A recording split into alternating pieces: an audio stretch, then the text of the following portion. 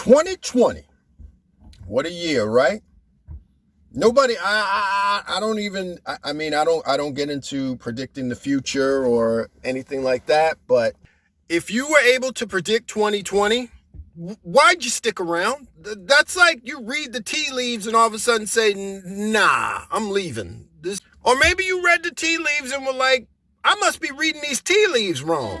This can't be right. Remember the California and Australian wildfires? Like both of them were on fire at the same time, weren't they? I don't know, like the world was burning on both sides. Millions of acres destroyed, billions of animals killed. During that same time, around that same time, didn't the U.S. send a drone to kill the Iranian general? Remember that? Oh, and if that weren't enough, the greatest pandemic in world history broke out. So we had that to contend with. Killed hundreds of thousands of people. Yeah, that's just 2020 to get started. And in the midst of all that, there was a war breathing down our neck. Racial tensions over police brutality spilled over to a boiling point. It was to a boiling point of spilled over, actually. All the people we lost, sports and entertainment, Kobe Bryant, Eddie Van Halen, Chadwick Boseman, Alex Trebek, Jeopardy, John Lewis, Godfather Civil Rights, Andre Harrell. That's just to name a few. And all the while with a president that was in way over his head. Now, none of these happenings came without consequence.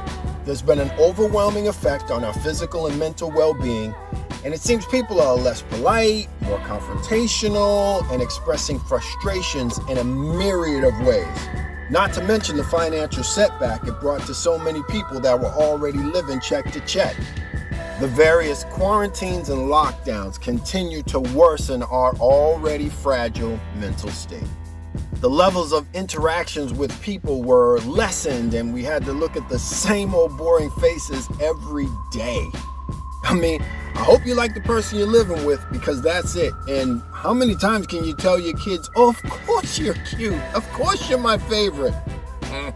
The spark was just not there anymore. The smile-filled faces had to search for joy. We simply lost. Financially, mentally, and physically. But is that the end? Was that your end? New edition. Is this the end? I gotta know. Is this the end, girl? Did you just decide to give up, or did you decide to get up? Without a doubt, these things had a lasting impact on our overall well-being. But does that mean it should define the rest of our lives? Are you just gonna sit there and keep reminiscing over the things you've lost? No, I don't think so. Hell no, I don't think so. Ask yourself, when was the last time you had any real follow-up on the plans you had for your life? When was the last time you took a step? It will only be a self-denial of truth if you fail to realize life itself is full of ups and downs. When the downs show up, get tough. When the ups come around, get consistent. Listen, life will always throw challenges at us. That's how it goes. It's up to us how we want to manage our crises. Do we want those challenges to define our lives negatively or positively? Remember, positive thinking is powerful thinking. So if you want happiness, success, fulfillment, inner peace, then start thinking you have the power to change those things. Focus on the bright side of life and expect positive results. Now go out and get it done. If you lost somebody close to you during this madness, honor them by rising up and going out and achieving your best life.